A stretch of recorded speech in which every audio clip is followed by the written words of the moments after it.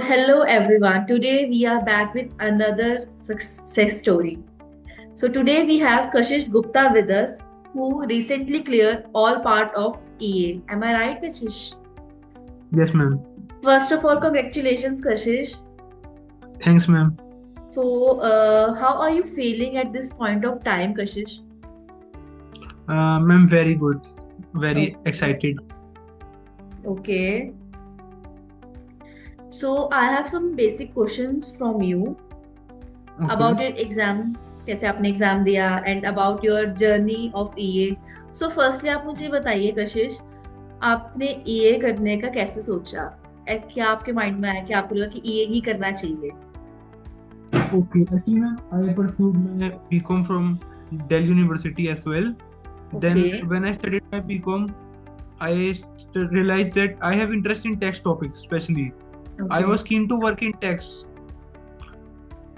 I wanted to work in Indian tax first of all, but it not worked for me because in Indian tax the syllabus is different. It not is come much from tax. Complicated then US. They don't ask about tech, they ask about mental ability question, then they give text work. That's why I decided to work in US Tax, because in US Tax I can directly work on the tax topics directly. Okay. So in EA you only learn about the federal tax, am I right? Yes, ma'am. Yeah. Okay. Okay, so my next question is, how about the LMS software? जैसे कि आपको AKPIS का LMS provide किया गया था, उसका आपके journey में कितना हेल्पफुल था वो आपके लिए? मैम, वो मेरे लिए बहुत ज़्यादा ही हेल्पफुल था एलएमएस सॉफ्टवेयर, क्योंकि एलएमएस सॉफ्टवेयर से मैंने प्रैक्टिस कर सकता हूँ क्वेश्चंस की, जी एमसीक्यूज, फ्लैश कार्ड्स जो है वो, जी तो जी. उसमें काफ़ी हेल्प होती है। जो है वो summary points, last moment summary note जो होते हैं, जी पढ़ने में काफ़ी आराम आराम से। आप एक दिन पहले पढ़ रहे हो तो अब आप पूरी किताब, we can not study the whole book, जी वी जी. Can study Just- only summary notes. This जी. Will help us a lot in the exam. Okay. So what about the lecture quality of Shami Saluja sir?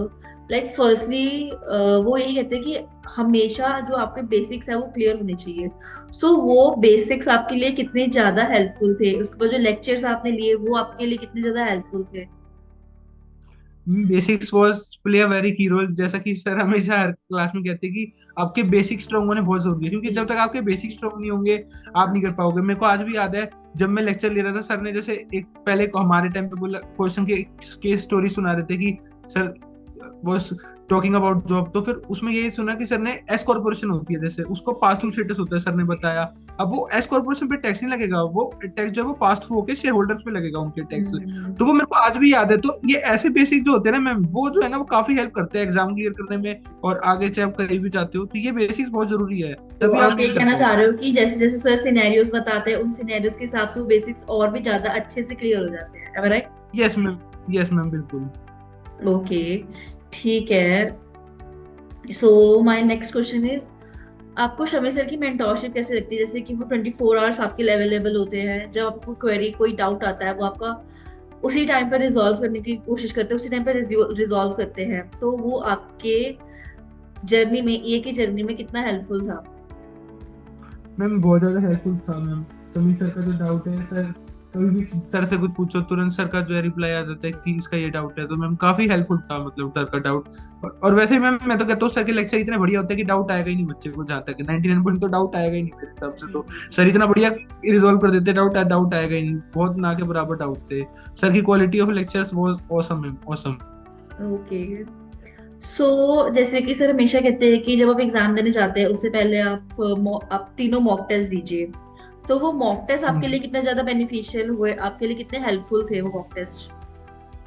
Ma'am mock test से क्या है, हमको एक analysis report मिल जाती है। जी जैसे जी. मैं इस टॉपिक में, मेरा फॉर एग्जांपल 3 टॉपिक्स होते हैं ईएमएम, पर्टिकुलरली बिजनेस प्रिपरेशन जैसे पार्ट 2 में, और एक दो और होते हैं। तो उसमें अगर आप हम मॉक टेस्ट दे रहे थे एक बार, तो हमें एक आइडिया लग जाता है कि हमारा कौन सा टॉपिक कमजोर ज्यादा है, किस टॉपिक पे हमने एक्सीलेंस कर रखी है। तो जो टॉपिक हमारा स्ट्रॉन्ग है उसको तो हमको रिवाइज करने की जरूरत नहीं है, लेकिन एक बार जो हमारा टॉपिक वीक है उसको हम एक बार देख सकते हैं, basically particularly we can see that topic.